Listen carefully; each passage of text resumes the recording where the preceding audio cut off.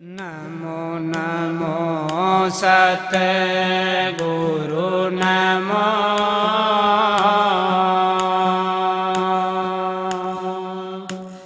नमन करूं जी हर बार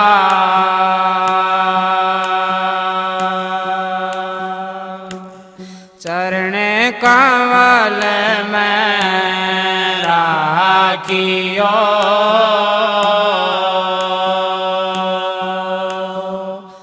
मेरे सतगुरु सरजनहार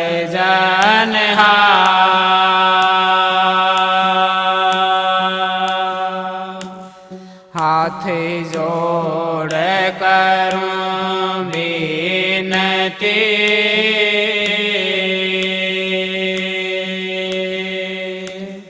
चरण निवाऊं से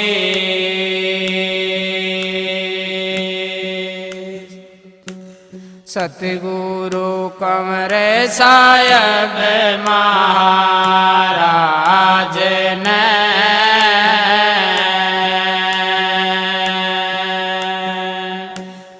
नाम दिया बख्शीश गुरु जी मारे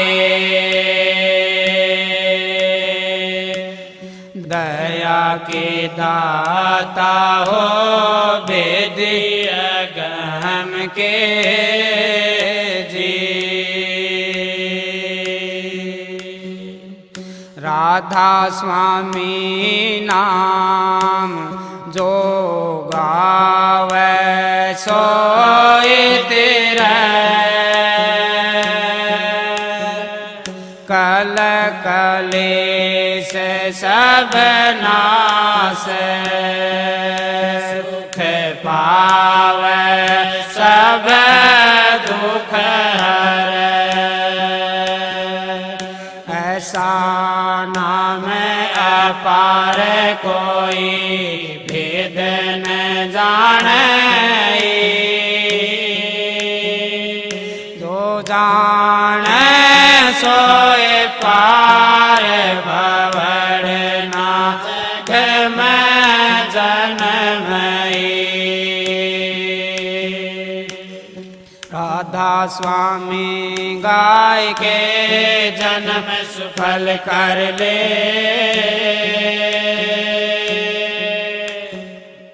यही नाम निज नाम है मन अपने धर ले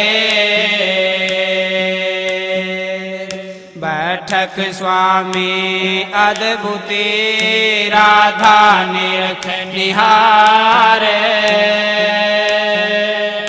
और न कोई लक्ष्य के शोभा अगम अपार गुप्त रूप जहाँ धारिया राधा स्वामी नाम बिना मेहर नहीं पावही जा कोई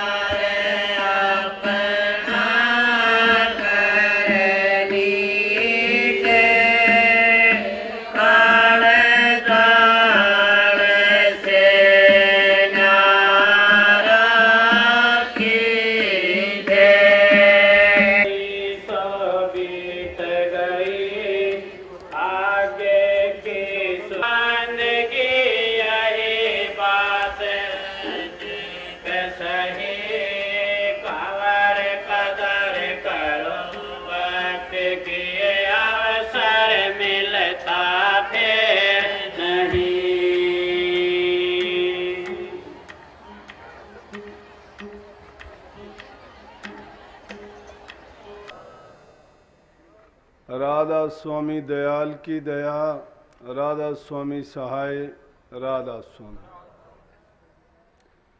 प्यारे सत्संगियों, माताओं, बहनों, बुजुर्गों, बच्चों, नौजवान साथियों, जितने भी आप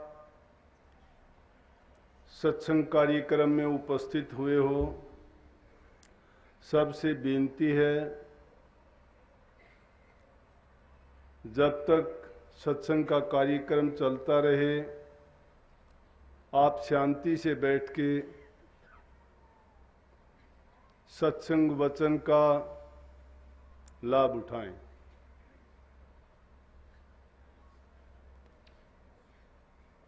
सब चीज दुनिया में मिल जाएंगी, आसानी से मिल जाएंगी, लेकिन सत्संग मिलना बड़ा कठिन है।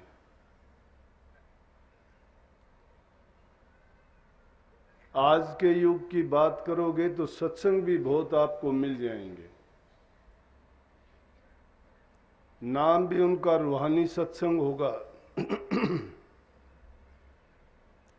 लेकिन उन रूहानी सत्संगों को सुनोगे तो रूहानियत नाम की चीज नहीं होगी उनमें।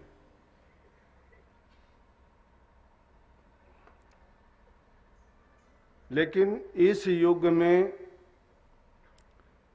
जहां कहीं भी प्रभु नाम की चर्चा होती है, वो चाहे किसी भी रूप में हो,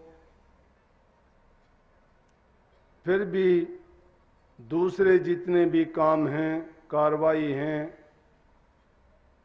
उनसे अच्छे होते हैं। लेकिन संतों का सत्संग मिलना बड़ा दुर्लभ होता है। सत्संग कहते किसको है? जहां पर हरि चर्चा हो, नाम की महिमा हो, गुरु के गुण की वर्णन किया जाता हो, व्याख्या की जाती हो, वही सत्संग है। जिसमें इस काल देश की, संसार की, मन और माया की उलझनों से निकलने के लिए उपदेश किया जाता हो, इस जीव की बेहतरी के लिए मार्ग दर्शाया जाता हो, जन्म मरण से, बंधन से मुक्ति का तरीका जहां बताया जाता हो, वही सत्संग है। सत्संग में जाके भी अगर आपके मन के भ्रम नहीं निकले, दुनियादारी की लगी हुई लाग हमारे पीछे जो जितनी भी लगी हुई हैं वो नहीं छूटी, और हमारे मन का अंधकार नहीं मिटा, तो ना ही हमें सत्संग मिला और ना ही गुरु मिला। लेकिन प्रेमियों, एक चीज का ख्याल जरूर करना, जैसे महापुरुषों ने फरमाया है कि मारी थी लागी नहीं बंक नाल में फूक, गुरु बेचारा क्या करे जब चेला वही चूक। जब हमारे पास पात्र नहीं है और वस्तु लेना चाहते हैं महंगे मोल की, जब तक हमारे पास उस वस्तु को लेने के लिए कोई ऐसी चीज नहीं है कि जिसमें वो समा सके, जिसको हम उसको सुरक्षित रख सकें, तो उस वस्तु का और देने वाले का कसूर नहीं है। संतों के संग में जाके भी हमारी अगर बुरी आदतें नहीं छूटी, नशे विषय मन के विकार, निंदा चुगलियों से बाहर नहीं निकले, संतों की हमने कदर नहीं जानी, तो संतों के उपदेश का हमारे ऊपर क्या असर होगा? संतों का उपदेश उन जीवों के लिए है जिनको अपने घर जाना है, जिनको अपना जीवन संवारना है और जिनको इन बंधनों से मुक्त होना है। लेकिन जो इस माया के संसार के कीड़े हैं वो नहीं निकल पाएंगे, क्योंकि इस माया में वो गुण नहीं है। संतों ने इसीलिए इसको बीमारी, छूत का रोग समझ के तज दिया, नहीं तो संत ही इसको अपना लेते। अरे 4 पैसे के लिए, छोटी मोटी चीज के लिए दुनियादार कितनी मेहनत करते हैं और फिर उस चीज को पाके ये घमंड करते हैं कि बहुत बढ़िया चीज है। लेकिन संत लोग क्या करते हैं कि वो चीज होते हुए भी उसको त्याग देते हैं। कबीर साहब के जो मुख्य शिष्य धर्मदास जी हुए, धनी धर्मदास जी नाम से जाने जाते थे। अपार संपत्ति थी उनके पास, लेकिन कबीर साहब की जब संगति की, उनकी शरण में गए, उनके उपदेश को सुना, उनके सत्संग को सुना और कबीर साहब को कहने लगे कि मुझे भी नाम की दीक्षा दीजिए। तो कबीर साहब ने कहा कि अभी तुम नाम लेने के लायक नहीं है। कहने लगा कि क्यों नहीं हूं? बोले कि अभी तुम माया के पर्दों के नीचे दबा हुआ है। बोला कि मैं सब की सब खैरात कर दूंगा। बोला पहले उसको खैरात करके आइए और फिर मेरे से बात कीजिए। जब उस सारी दौलत को लुटा के धर्मदास जी कबीर साहब के पहुंचे तो कबीर साहब ने उनको गले लगा लिया। माया की तासीर ऐसी है कि जिसको मिल जाती है उसकी बुद्धि को भ्रष्ट कर देती है। ये काल का खेल है।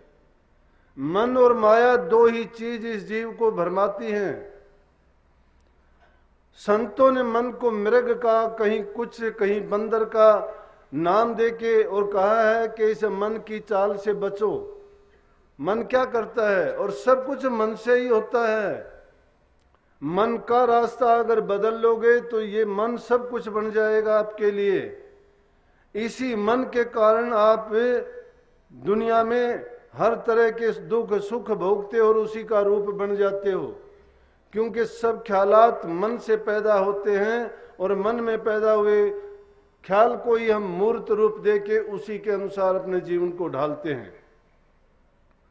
लेकिन ये मन कैसा है? इसे मन का रूप क्या बताया? मन कोई ऐसी चीज नहीं कि जिसको हाथ में पकड़ लोगे। मन कोई ऐसी चीज नहीं है कि जिसको किसी कोठड़ी में बंद कर दोगे।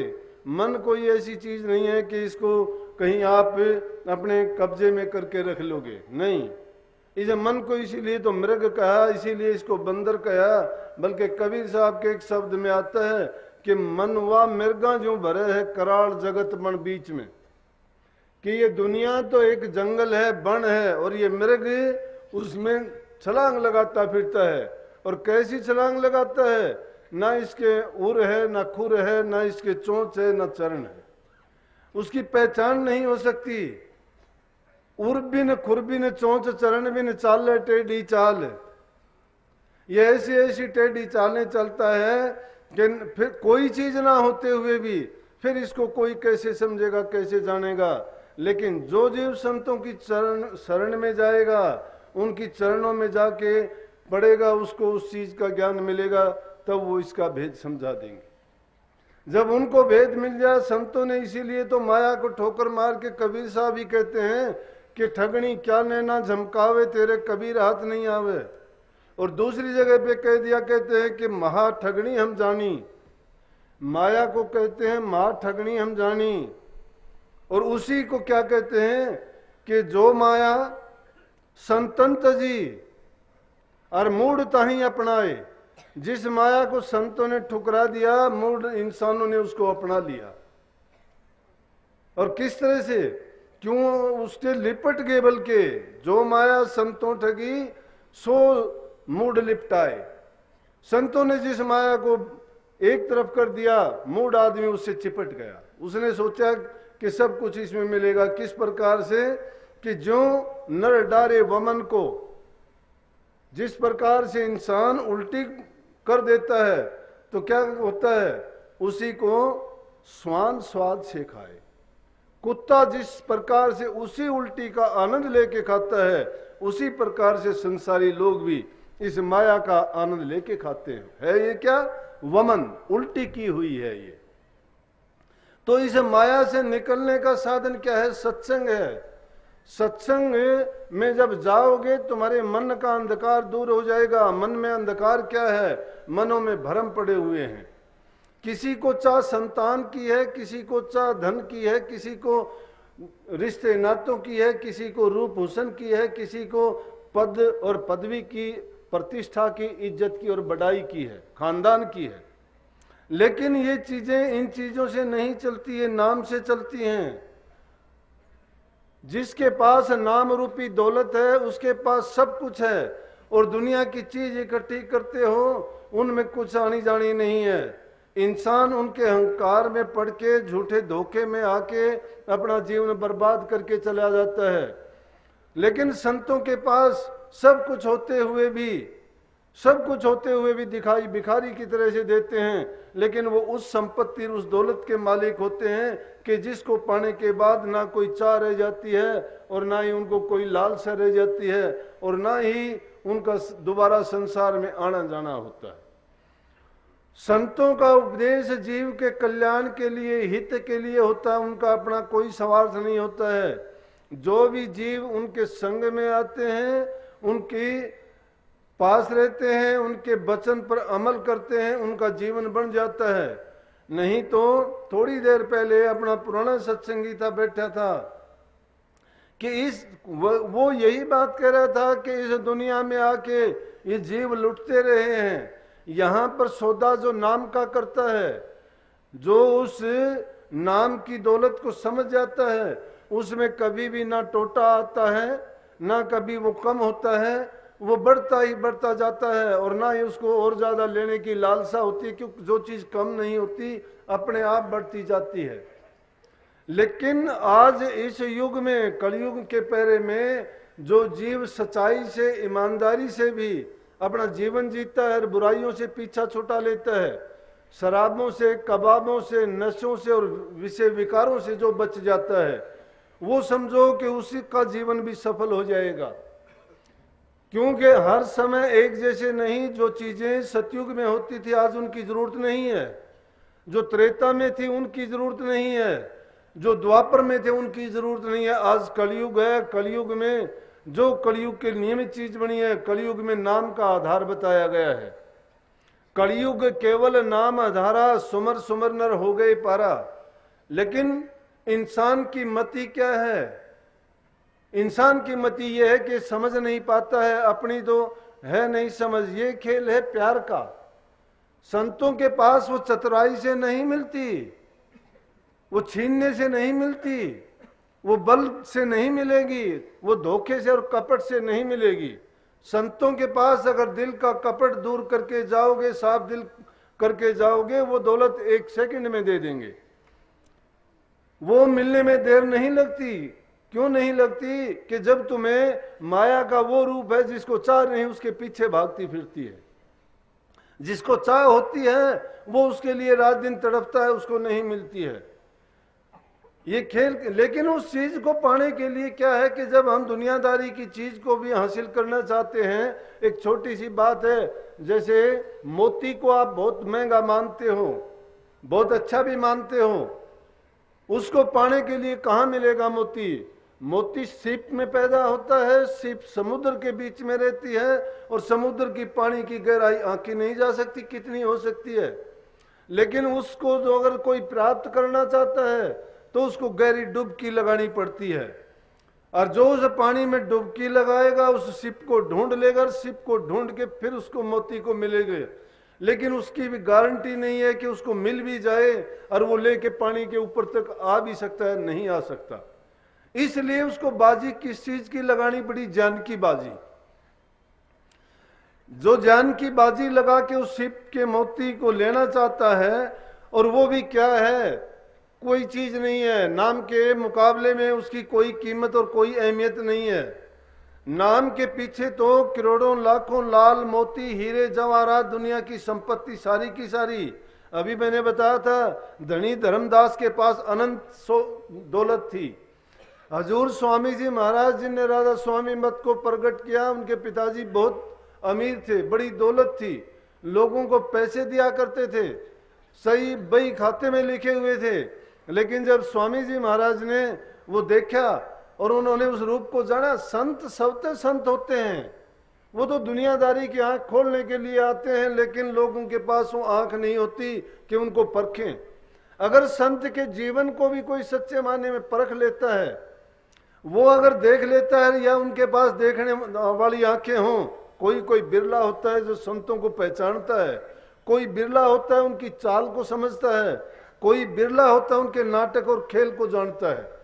जो समझ जाता है, जो जान जाता है, पहचान जाता है, तो समझो उसका काम इसी जीवन में बिना कुछ किए भी बन जाता है। लेकिन हर एक को नसीब नहीं होता, देखा देखी करने का काम नहीं है ये। मैंने कहा था कि जिसमें प्यार का जज्बा होता है, जिसमें लगन लगी होती है। अरे लगन का देखो कि तुमने देखा होगा कि चकोर को कितनी लगन होती है चंद्रमा से, उसकी पूरा दिन इंतजार करती है। जब चंद्रमा उदय होता है, बाहर निकल के उसके दिल में खुशियां आ जाती हैं, चेहरे पर मुस्कान आ जाती है। और चंद्रमा, क्योंकि चंद्रमा से उसका प्यार जुड़ा हुआ है, चंद्रमा से उसको वो ताकत मिलती है जो किसी चीज में नहीं। संसार के 84 लाख योनि के जीव हैं, उनको शायद चंद्रमा कोई किसी रूप से देखता है, कोई किसी रूप से, लेकिन चकोर उसको अपने प्रीतम के रूप से देखती है। और प्रीतम में जो प्यार करने वाला होता है, उसकी जान उसमें फंसी हुई होती है। जब चंद्रमा उदय होता है, उसकी तरफ टकटकी लगा के देखती है, और चंद्रमा ऊपर जो जो चढ़ता चला जाता है, वो एक पल के लिए अपनी नजर नहीं हटाती। और जो जो चंद्रमा दूसरी तरफ जाएगा तो अपनी गर्दन को यूं घुमाते घुमाते सुबह तक उसकी गर्दन मुड़ के पीछे जमीन से लग जाएगी। सुबह को जब चंद्रमा भी अस्त हो जाएगा, जब उसको होश आएगा, तो देखेंगे, दूसरे जीव देखेंगे, उसको भी पता लगेगा कि मेरी क्या हालत है। प्यार में कोई ये नहीं देखता है। संतों से जिनका ऐसा प्यार जुड़ जाता है, वो शब्द की महिमा अभी गाई थी। उस शब्द के घर जाना चाहते हो, संसार के तो मल वक्षेप में लदे पदे पड़े हो, गंदे मंदे कर्म करके हमने इसे जीवन रूपी चुनरी को इतना मलिन कर लिया है, और फिर उस सजन के प्रीतम के घर, परमात्मा के घर जाने की हुंकार भरते हैं, तो ये ठाली बातें हैं, झूठी बातें हैं।